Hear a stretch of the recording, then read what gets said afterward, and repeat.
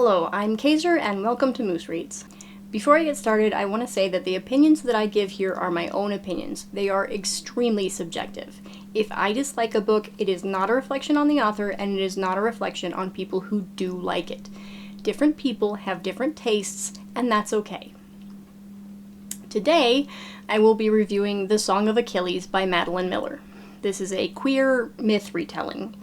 The description says, Greece in the Age of Heroes. Patroclus, an awkward young prince, has been exiled to the kingdom of Phthia to be raised in the shadow of King Peleus and his golden son Achilles.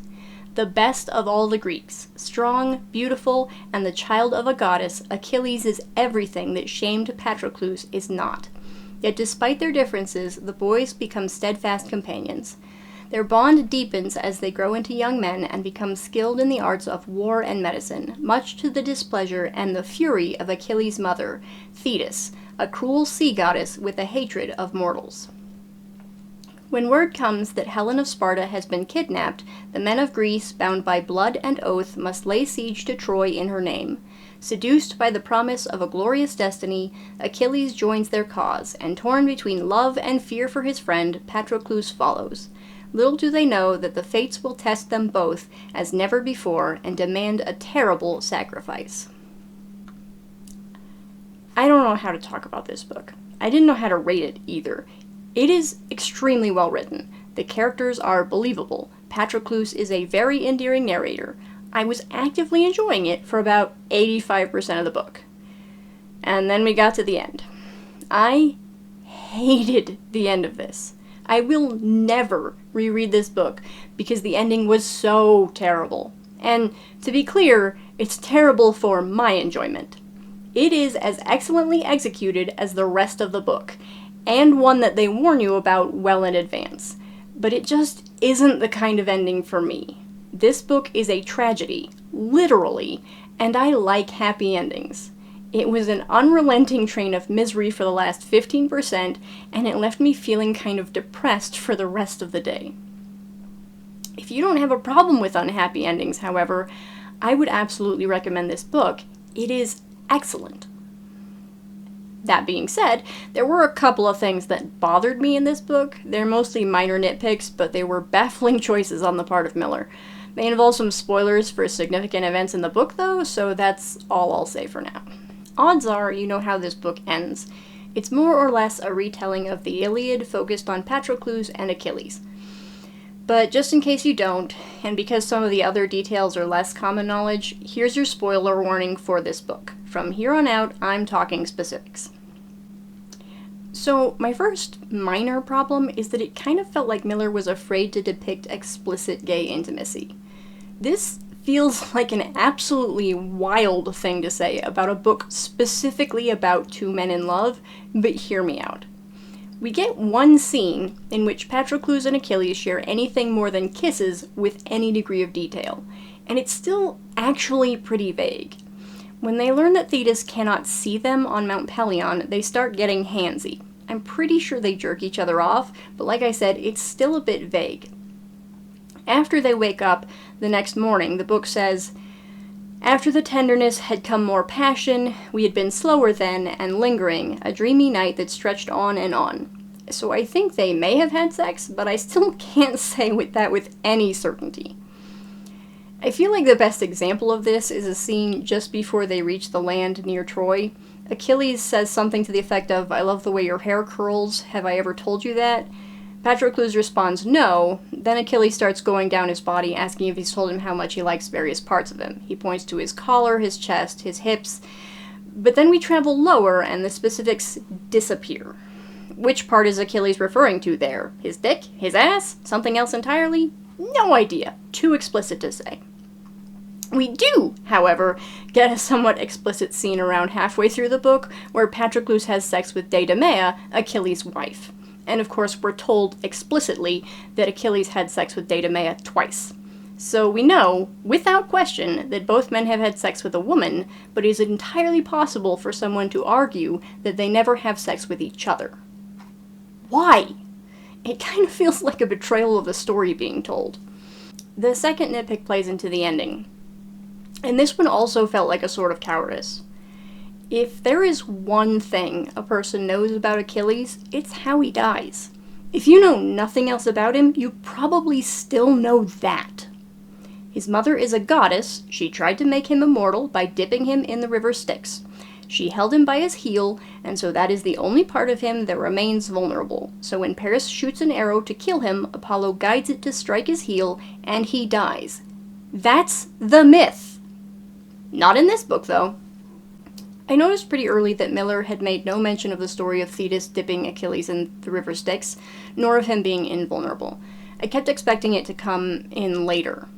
The story is told from Patroclus' perspective, after all. Maybe he just doesn't know this yet. But as I got further and further into the book with no mention, I began to suspect something was amiss. And sure enough, when Paris starts to bring this up before shooting, Apollo cuts him off and says that Achilles is just a man. And Paris proceeds to shoot him through the heart and kill him. Again, why? Like, I get it, dying via a shot to the heel is dumb. But if you were writing a story involving Greek gods and one of the most famous deaths in Greek mythology, you just have to accept the silly parts alongside the epic. I would have accepted this change without question if this had been a more realistic retelling. If there were no gods present in the story and it was entirely relegated to the belief of the characters, I wouldn't care that Achilles gets shot through the heart. No gods, no heroes with godlike power. Simple. But the gods are in the Song of Achilles. Thetis is a goddess who appears multiple times. Achilles cuts a god near the end, and Apollo takes an active role in the death of both protagonists. The gods are entirely present, so why is Achilles not invulnerable? Why is his heel not his weakness? I also didn't like what happened with Briseis. If you haven't read it, she's introduced later in the book.